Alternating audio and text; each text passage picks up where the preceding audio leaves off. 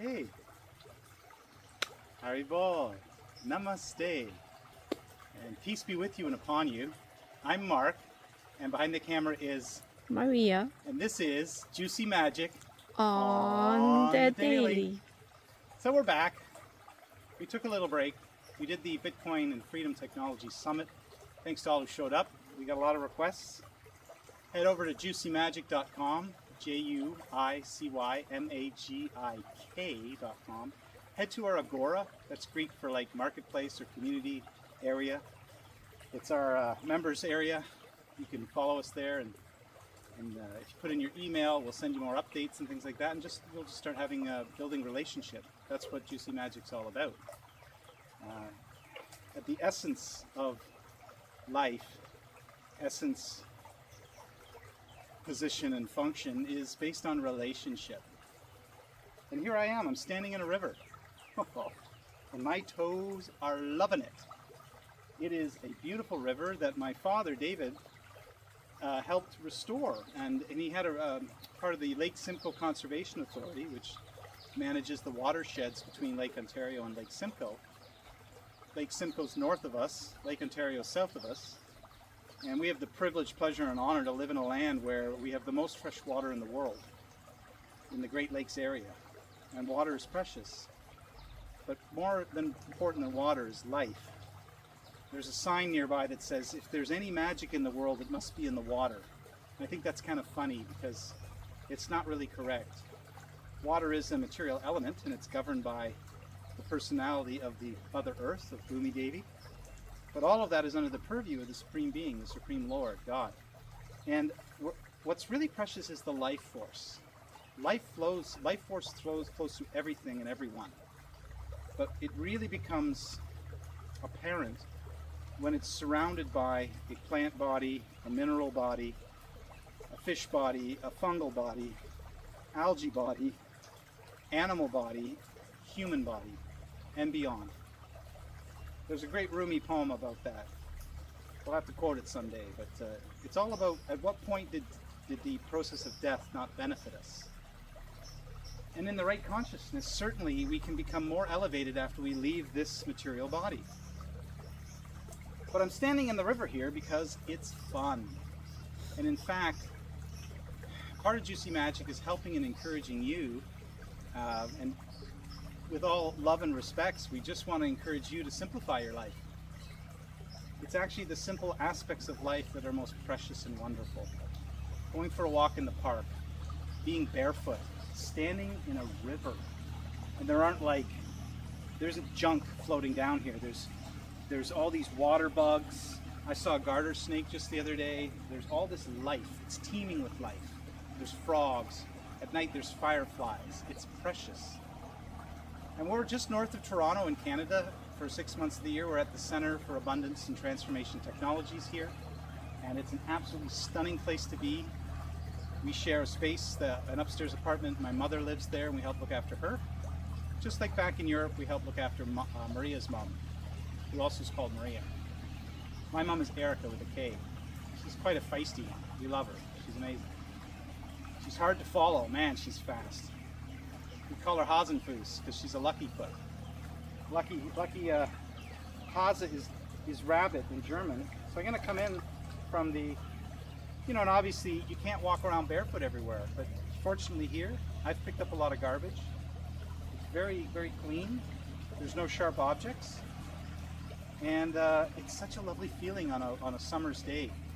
Now there's probably someone cutting the grass or whatever, so you might hear some noise, like we do in the material world, which is why the main process of achieving transcendental knowledge and transcendental science and really understanding who am I, who is God, what's my relationship with Him, what's my position and function in relationship to Him, and relationship to all other beings, all of His children. And we don't discriminate. In the Vedas, we're taught, and we can experience this too, that wherever there's life, there's a person. The matter forms around the life particle, not the other way around. Life does not come from matter. I've seen many people leave their bodies, and as soon as they leave, All the material elements are still there, but that body just displays its natural tendency, which is inert. It's dead matter. Right now, I can move my hands because I'm in the body. I'm not the body, but it's like a vehicle. And I pay all my respects to all my spiritual masters, to our parampara, our disciplic succession, and to the Vedic scriptures, the Shastras, and of course to the Lord in my heart, who's also in the heart of every living entity. And yes, there's some wee creatures that don't technically have a heart, but he's in the center place of their breathing, where their life force emanates from. And one of my teachers once likened the living entity in the body to like a microphone. The microphone has all the constituents to transmit sound, but what it's missing is the current, the electricity. When you plug that microphone in, don't be in front of a speaker because you get feedback. I see a lot of people do that by mistake, but when you plug that electricity in and you put the volume up, you got a little receiver, then all of a sudden the microphone can be used. If without the electricity, you can just talk into it, but it's not amplified. So without the life force in the body just disintegrates back to its natural individual constituents of molecules and atoms and all the things that make up a material body. And this is true of all, wherever you see life, there's a person there. And the emanation of the person is the effulgence of the person. And that's the impersonal aspect of ourselves. I have a halo. Curly in photography shows that anything with life in it has this halo of color. It's a halo.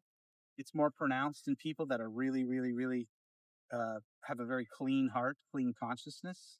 The halo starts to get really bright.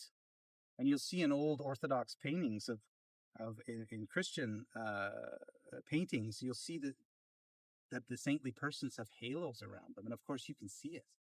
I've been around a few saintly persons in my life, and they shine so bright. And they're heavy, too. They're powerful beings. And their power comes from the Supreme Being. They're not trying to trick you into thinking that they're God. We're like sparks from the fire or drops of water, ocean water from the ocean. But we're persons. And ultimately, God is a person, too. He has an impersonal energy.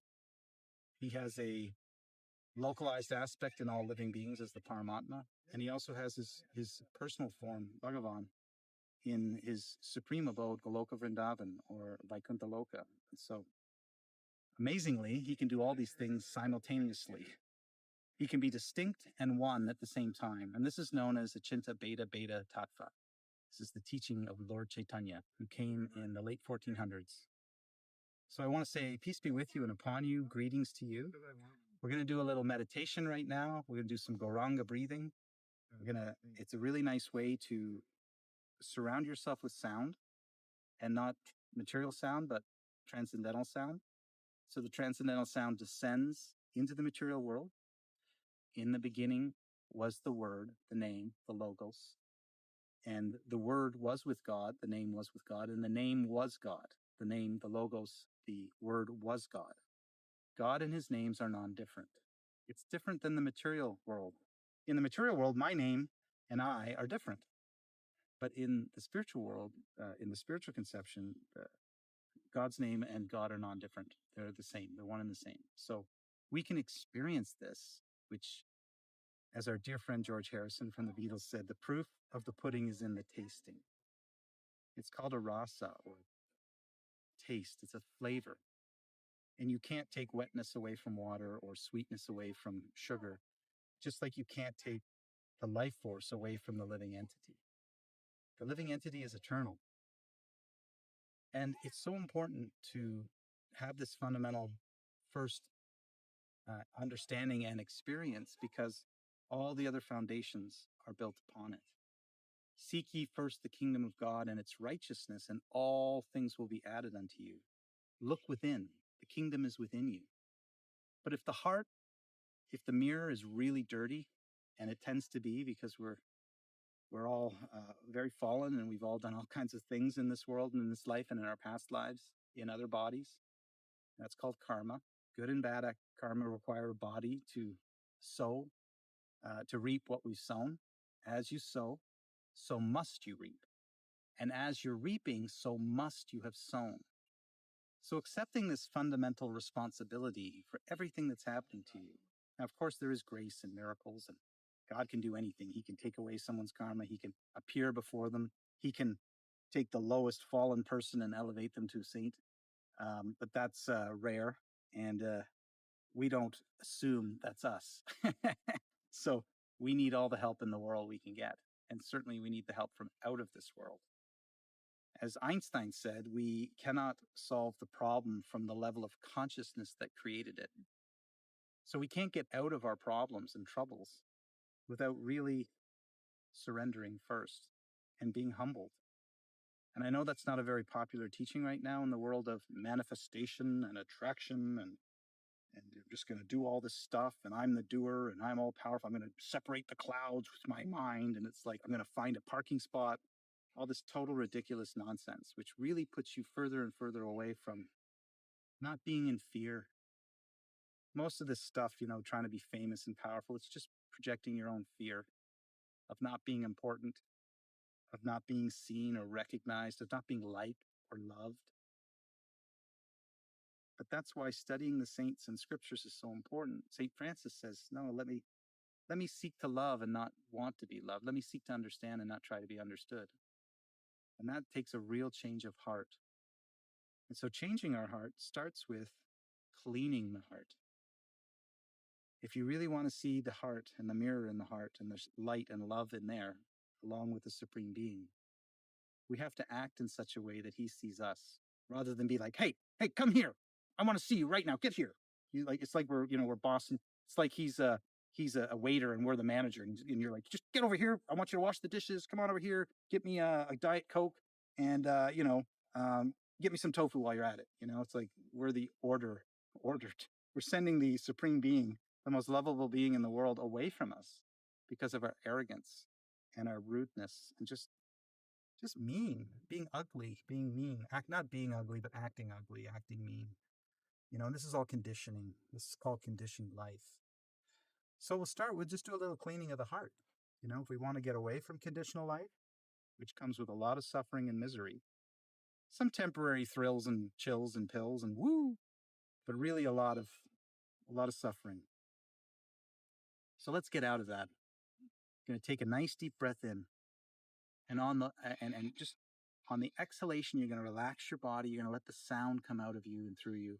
Gauranga, Gauranga. He whose body is more beautiful than molten gold. And you're just going to put your mind and your lips and your ears. And if you can hold on to some beads. If you want to count how many, you can do a full round of Gauranga. You'll be very, very, very relaxed and at peace after that, most likely. Certainly you'll be in a better place than you were before you started, because just like in order to clean our bodies, we need a cleansing agent like soap. We also need the ultimate cleansing agent, which is water. And we don't have to believe in the soap and the water for it to work. So we don't have to believe in the sound vibration, the transcendental sound vibration, the sacred yoga sound vibration, the mantra, manas, mind, tra, to give shelter to protect. What are we protecting the mind from? Well, just name all the woes and doubts and fears you have that are covering you.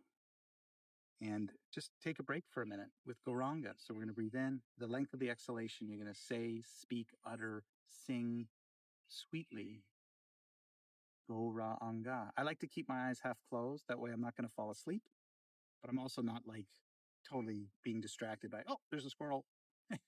I'm easily distracted. That's why I love transcendental sound and mantras so much. Okay. Breathing in, thinking of the sound. Keep thinking of that sound while you're breathing in. Gauranga. Gauranga.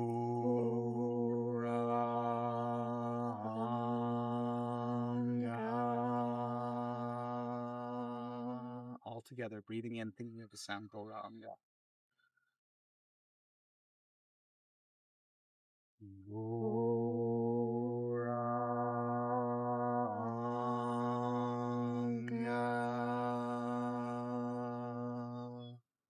If it's really noisy outside, use your finger to close one of your ears. Gauranga.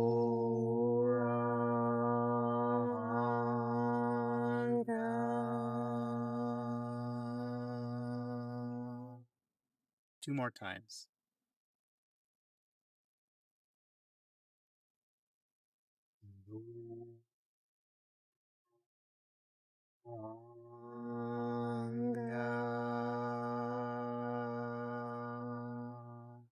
Relax the jaw, relax the body as you're breathing in, thinking of the sound Gauranga. Gauranga.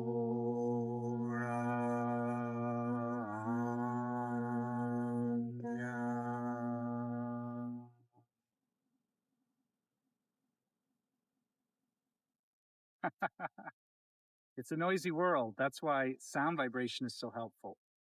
Much harder to do silent meditation. Generally speaking, silent meditation isn't that silent. Your mind's going, sounds are going, you're distracted. You're thinking, shut up, everyone, I'm trying to be silent. So we say, Haribol. Haribol means chant the names of God, chant the holy name. In the Bible, it says, our name, help is in the name of the Lord. From the sun up to the sundown, the Lord's name is to be praised. And they didn't say that in English. They usually said it in Hebrew or Greek or Aramaic. Just like Jesus, Yeshua bin Yusuf. Yeshua, Jesus, of Joseph, Father Joseph. Emmanuel, God is with us. Yeshua, he who saves. The Mashiach, Messiah, Christos, Christ, is the title given to a person who is very, very, very advanced. Either the Lord himself or the Lord's messenger, the Shaktadesh. So, all glories to Lord Jesus Christ. All glories to Guru Dev. So we give our respects to all the gurus, Guru, darkness, Ru, dispeller of. All those who dispel the ignorance of Mammon, the material world, Maya. We don't hate Maya or Mammon, but we know well the energy that it is. It's very temporary. And we want to, you really have to experience the beauty and wonder, even particles of it, specks of it, moments of it, of the wonder of transcendental energy and being in the world, but not of it. Yeah. So thank you for joining us today. I'm Mark, and I want to thank Maria, who's behind the camera. She'll be back soon. And this is JuicyMagiK on the daily. Wishing you peace. Peace be with you and upon you. As they say in Arabic, salam alaikum. Yes, peace be with you. Peace is the most precious of qualities. Of course, we need freedom. We have freedom. We're given freedom, free choice. We have to exercise that freedom if we really want to lean in towards transcendental science rather than away from it, rather than rolling around in the material noise and calamity and getting all dusty and more dirty. We want to cleanse the heart. So if you like, please try Gauranga meditation, transcendental meditation. Meditation becomes transcendental when the object and subject of our focus is God, any of God's names, his forms, his pastimes, his associates, his histories, his paraphernalia, his abodes, anything in connection with God. But we're encouraged throughout all scriptures, particularly the Vedas, to use the name of God. He said, please, it's not, we don't have to hide it. There's nothing offensive about chanting God's names. Every language has a name for God. There are many hundreds and millions of names which we can't count. So just find one. My mom the other day said, oh, I really like the name Govinda. I was like, oh, Mom, that's so nice. Then just focus on that sound vibration, Govinda. And she said it, and she just smiled. She was all like, she got all bright, There's a brightness. There's transcendence in God's names, and they're all powerful. And they can truly help you cleanse your heart of all the dust accumulated for years together. So I thank all my spiritual masters, all the Vedas, wonderful books of knowledge and wisdom and truth. I thank all the saintly persons that have helped me in my life and are always helping me. And I say, Haribol, Namaste, and peace be with you. Thanks for tuning in. We'll see you soon at JuicyMagiK.